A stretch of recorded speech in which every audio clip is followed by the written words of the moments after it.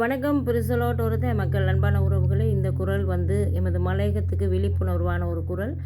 அனைவரும் இதை தயவு செய்து பகிர சொல்லுறேன். நான் உங்களுக்கு எமது வாழ்க்கையில் பல ஜனாதிபதிகள் வந்தாங்க. நம்மளுடைய நாட்டுக்கு எந்த ஒரு ஜனாதிபதியுமே எந்த ஒரு நல்லதையுமே நமக்கு எமது மலையகத்துக்கு எந்த ஒரு நல்லதுமே செய்தில்லை. பள்ளிக்கூடமாக இருக்கலாம், ரோட்டுகளாக இருக்கலாம், வீடுகளாக இருக்கலாம், அவர்களுக்கு எந்த ஒரு சம்பளமாக இருக்கலாம், எந்த ஒரு வகையிலுமே எந்த ஒரு நல்லதுமே செய்தில்லை.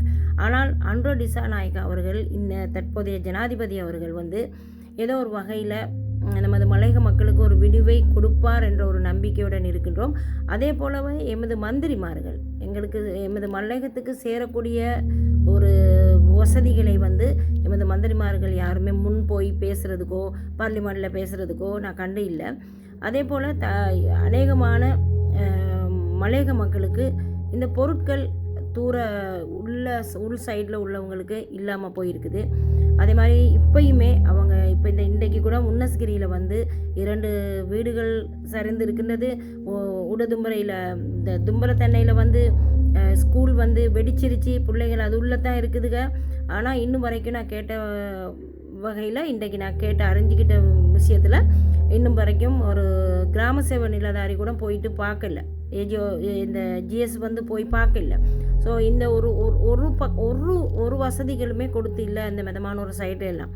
ஆகையால் நாம் எமது மலையக மக்களுக்கு கூறிக்கொள்ள விரும்புவது, ஆண்ட்ரோ டிசாநாயக்கா அவர்கள் இந்த ஜனாதிபதி நமது மலையகத்துக்கு ஒரு வசதி ஏற்படுத்தாட்டி, இல்லை வீடு வாசல் கட்டி கொடுக்காட்டி, இல்லை ரோட்டுகளை செய்யாட்டி, இனிமேல் வரும் காலங்களில் எந்த ஜனாதிபதி வந்தாலும் எமக்கு உண்டான அந்த வசதிகள் கிடைக்காது. சரியா? இந்த ஜனாதிபதியால் மட்டும்தான் செய்ய முடியும்.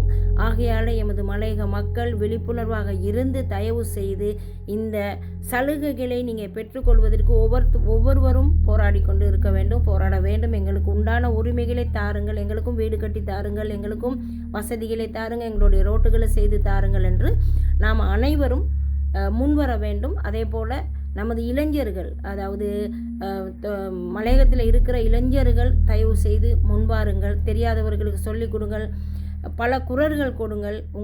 உங்களுக்கு பெற்றுக்கொள்ள அதே மாதிரி நீங்கள் பெற்றுக்கொள்ள வசதிகளையும் நீங்கள் தயவு செய்து வீடியோவில் சொல்லுங்கள்.